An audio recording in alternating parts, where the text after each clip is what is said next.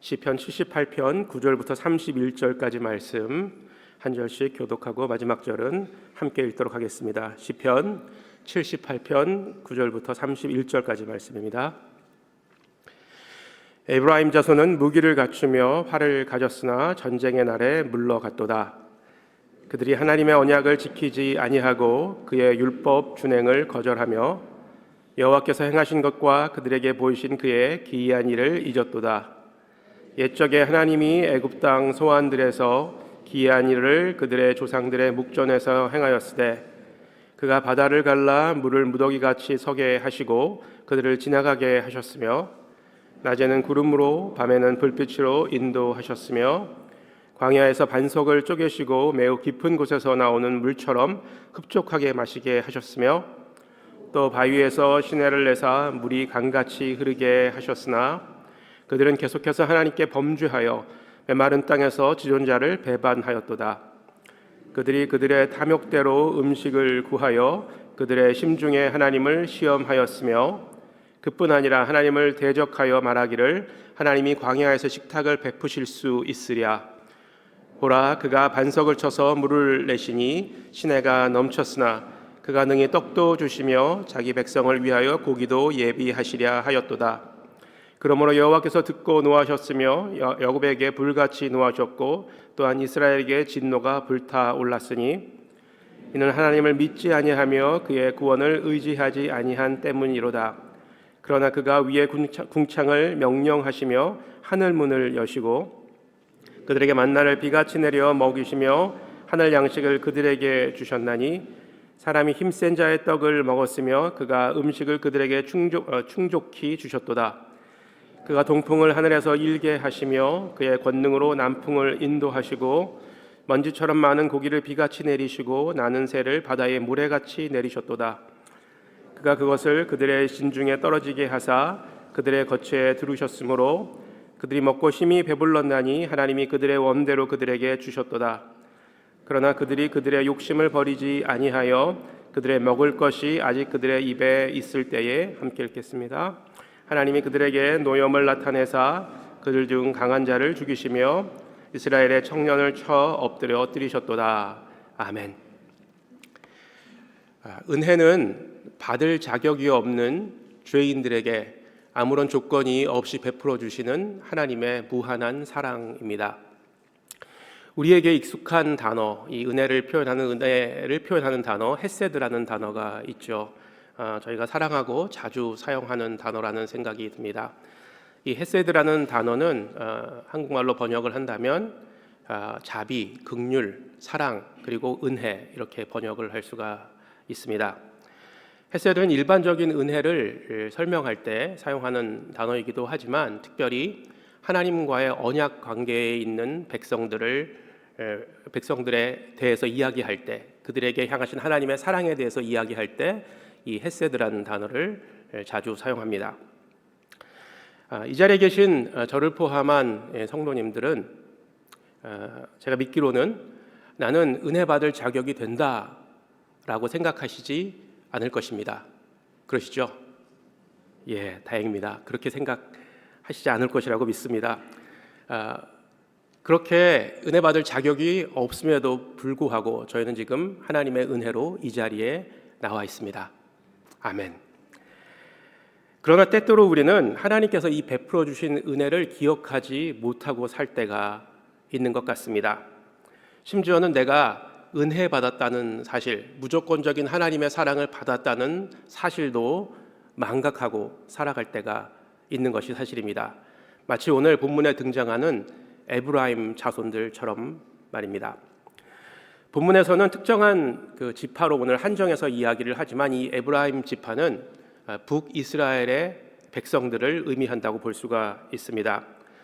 그들은 오늘 본문에서 볼 수 있듯이 하나님의 약속, 율법을 지키지 않고 자신들 멋대로 살아가다가 결국은 전쟁에서 패망하게 되고 나라를 빼앗기게 됩니다. 이 전쟁이 어떤 전쟁이었는지는 구체적으로 본문에 기록되어 있지 않지만 아마도 북이스라엘이 아수르에게 패망하고 나라를 뺏긴 사건을 의미한다라고 볼 수 있습니다. 9절 말씀을 보면 이렇게 표현이 되어 있는데 에브라임 자손은 무기를 갖추며 활을 가졌으나 전쟁의 날에 물러갔도다. 무엇을 의미하나요? 무기를 갖추며 활을 가졌으나, 이 표현은 이스라엘 자손들이 하나님을 의지하지 않고 자신들의 힘을 의지하여 전쟁에 나갔다, 전쟁을 했다라는 것을 의미합니다. 그들은 자신의 힘을 과신하였던 것입니다. 그래서 하나님께 의지하지 않고 자신들의 힘으로 이 전쟁에 이기기 위해 나갔다. 결국은 패망하고 나라를 빼앗기게 된 것입니다. 우리는 잘 알고 있죠. 이 전쟁은 바로 우리에게 속한 것이 아니라 하나님께 속한 것이다. 전쟁의 승리는 하나님께서 주시는 것이다 라는 사실은 우리는 이미 알고 있습니다. 그러나 이 에브라임 자손들은 이것을 망각하고 살아가다 하나님께 바로 심판을 받은 것입니다. 하나님께서 이스라엘 자손들에게 베풀어 주신 이 은혜의 흔적은 성경에 여러 군데 나오죠. 특별히 오늘 본문 12절부터 16절에 보게 되면 하나님께서 이스라엘 백성들을 출애굽시키실 때 어떤 은혜를 베풀어 주셨는지를 자세하게 설명해 주고 있습니다. 바닷물을 가르시고 홍해를 건너게 하셨고, 불기둥과 구름기둥으로 광야에서 그들을 인도하셨습니다. 또한 그들이 필요한 것들을 먹을 것과 또 의복이 헤어지지 않도록 그들을 보호하시고 이끄셨다라고 그렇게 표현되어져 있습니다. 또한 바위에서 샘물이 나서 그들에게 물을 허락하신 것 등등 이루 말할 수 없는 정말 기이한 일들을 하나님께서 그들의 목전에서 베풀어 주셨던 것입니다. 12절에서 표현한 것처럼 이 기이한 일들을 보여주셨다는 것은 우리가 일반적인 상식으로, 인간의 상식으로는 상상할 수 없는 놀라운 일들을 하나님께서 베풀어 주셨다라는 것이고, 그들의 목전에서 이러한 기이한 일들을 베풀어 주셨다라는 것은 이스라엘 백성들이 결코 잊을 수 없는 방식으로, 매우 선명한 방식으로 하나님께서 기적을 베풀어 주셨다라는 것입니다. 그러나 17절 말씀에 보듯이 그들은 하나님께서 베풀어 주신 이 기이한 기적을 통한 은혜를 잊어버리고 계속해서 메마른 땅에서 자기들 마음대로 하나님의 뜻을 쫓지 않고 자기들 삶의 방식대로 살아가고 하나님을 배반했던 것입니다. 계속해서라는 그런 표현이 나오죠. 계속해서.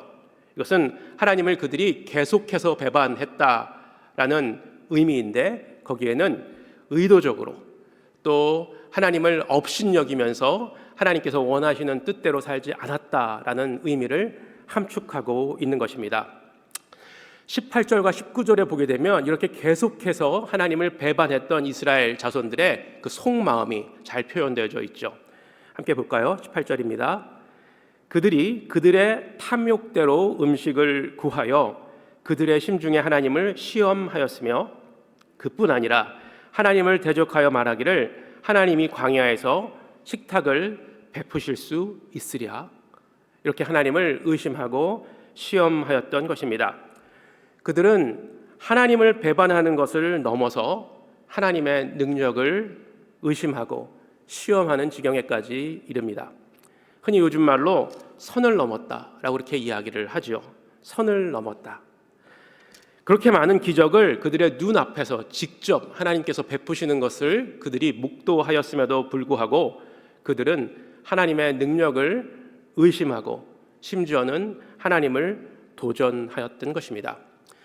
갈라디아서 6장 7절 말씀에 보게 되면, 이것을 이제 개역 한글 성경으로 보게 되면 하나님은 만홀히 여김을 받지 아니하시나니라는 표현이 나옵니다.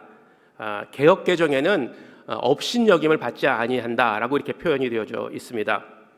이 만홀히 여김을 받지 않는다라는 것이 바로 이스라엘 백성들이 하나님을 어떻게 대했는가, 하나님을 어떻게 트윗했는가에 대한 아주 자세한 표현이라고 볼 수가 있겠습니다. 이 만홀히 여김을 받지 않으신다, 만홀히 여김을 받다라는 그 원어적인 의미에는 콧 웃음을 치다, 업신여기다라는 그런 의미가 포함되어져 있습니다. 결국 콧 웃음을 치면서 하나님을 업신여겼다라는 것이 이스라엘 백성들이 하나님을 대하는 태도였던 것입니다. 그들이 선을 넘을 행동이 바로 하나님을 만홀히 여긴 것이고, 신뢰와 경외의 대상이신 하나님을 시험의 대상으로 전락시켰던 것입니다. 결국 이런 이스라엘의 반복적인 계속적인 죄악은 하나님의 분노를 일으키게 됩니다. 하나님은 이스라엘을 구원하시고 백성을 삼기 위해서 그들과 언약을 맺으셨습니다. 이 언약의 내용은 여러분들도 아마 기억하실 것이라고 생각이 됩니다. 어떤 내용이죠? 나는 너희의 하나님이고 너희는 나의 백성이다. 이것이 바로 이 언약의 의미, 언약에 내포되어 있는 뜻이죠. 그리고 그 언약을 통해서 이 헤세드, 하나님의 은혜를 베푸셨습니다. 그러나 이스라엘 백성들의 행동은 하나님께서 이 언약을 통해서 베푸신 헤세드의 은혜를 지키지 않았습니다. 망각했습니다. 잊어먹었습니다. 그리고 하나님께서 인도하시는 그 길로 가지 않고 자신들 뜻대로, 자신들의 생각대로 살고 결국은 망했던 것입니다. 22절 말씀을 보면 이는 하나님을 믿지 아니하며 그의 구원을 의지하지 아니한 때문이로다. 믿지 아니하며, 하나님을 믿지 아니하며 그의 구원을 의지하지 아니한 때문이로다. 하나님께서 이스라엘에게 진노를 바라신 이유는 조금 전에 말씀드렸던 것처럼 그들이 하나님의 은혜의 언약을 잊어버리고 그 율법을 따라 행하지 아니했기 때문이다라고 이야기를 했는데, 그들이 이런 언행을 했던 그 내면에는 바로 하나님에 대한 믿음을 잃어버렸기 때문이었습니다. 믿음이 없이는 하나님을 기쁘시게 할 수 없다라는 사실을 우리는 잘 알고 있습니다. 그리고 하나님을 믿는 자들은 하나님께 우리가 나아갔을 때 분명히 하나님께서 우리에게 상 주시는 자이심을 믿는 것, 이것이 바로 믿음임을 우리는 알고 있습니다. 그런데 한 가지 더 우리가 기억해야 될 믿음에 대한 중요한 사실이 있습니다. 이것이 로마서 14장 23절에 나와 있는데 제가 읽어드리겠습니다. 의심하고 먹는 자는 정죄되었나니 이는 믿음을 따라 하지 아니하였기 때문이다. 믿음을 따라 하지 아니하는 것은 다 죄니라. 믿음을 따라 하지 아니하는 것은 다 죄니라. 그렇죠. 성경은 분명하게 우리에게 경고하고 있습니다. 믿음을 따라 살지 않는 것, 믿음을 따라 행하지 않는 것, 믿음을 따라 말하지 않는 것은 죄다라고 이야기하고 있습니다. 이스라엘 자손들은 모세가 율법을 받기 위해 그들의 눈에서 사라져서 시내산에 올라가서 그곳에 머무르면서 하나님의 음성을 듣는 동안 몹시 불안해했습니다. 하나님도 눈에 안 보이고 또 더군다나 모세도 눈에 안 보였던 것이죠. 그래서 그들이 했던 행동은 금송아지를 만들어 그것을 하나님으로 삼아 경배하였던 것입니다. 매우 어리석었던 것이죠. 눈에 보이지 않는 하나님보다는 눈에 보이는 그 금송아지가 그들에게는 더 믿음직스러웠던 것입니다. 그리고 그들의 믿음을 그곳에 두었던 것입니다. 하나님처럼 생각했던 것이죠. 이스라엘 자손의 이 행동이 얼마나 어리석은 행동입니까? 결국은 이 믿음이 없음 때문에 하나님께 심판을 받은 것이었는데, 우리 역시 이 이스라엘 자손들처럼 그런 모습으로 우리의 삶의 현장에서 하루하루를 살아갈 때가 있는 것이 사실입니다. 하나님을 믿고 눈에 보이지 않는 하나님을 믿고 또 그 말씀을 따라 행하기보다는 눈에 보이는 것들을 더 의지하고 또 그것들이 주는 기쁨과 만족을 따라 살아가는 경향이 우리의 삶에 있다라는 것입니다. 또 한 가지는 하나님을 믿기는 하지만, 그렇죠? 이스라엘 백성들처럼 그들처럼 하나님을 믿기는 하지만, 그렇죠? 또 다른 것들도, 세상에 눈에 보이는 확실한 것들도 믿는 것, 양다리 신앙이죠. 양다리 믿음이죠. 양쪽을 다 우리가 붙들고 놓지 않고 살아가는 그런 모습들이 우리에게도 있다라는 것입니다. 그리고 상황에 따라서 우리의 믿음의 대상을 바꾸는 것입니다. 그렇죠? 하나님을 의지하다가도 또 하나님이 안 보이시는 것 같고 하나님이 말씀하시지 않는 것 같으면 세상이 주는 그런 더 확실한 눈에 보이는 것들을 붙잡고 그것에 우리의 믿음을 두는 그런 삶을 우리도 살아가고 있다라는 것입니다. 그런데 성경은 분명하게 우리에게 경고합니다.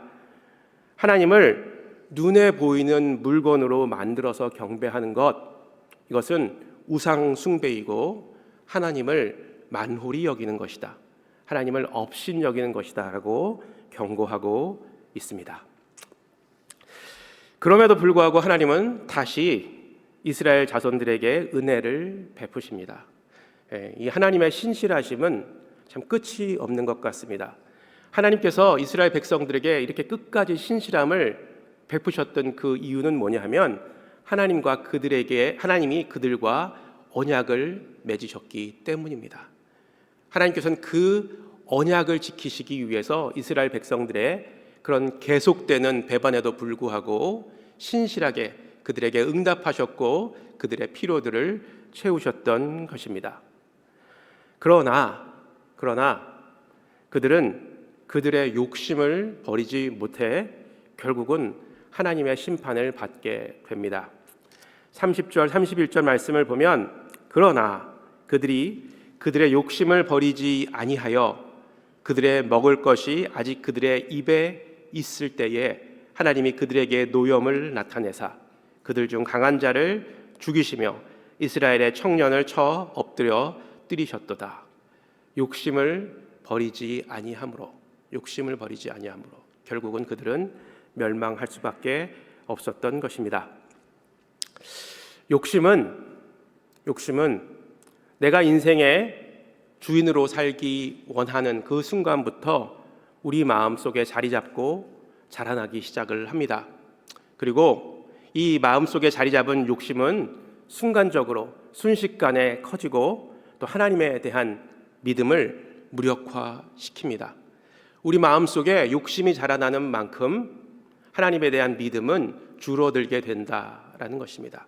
반대로 이야기하면 하나님에 대한 믿음이 더 증가하게 되면 우리의 욕심은 감소할 수밖에 없다라는 것입니다.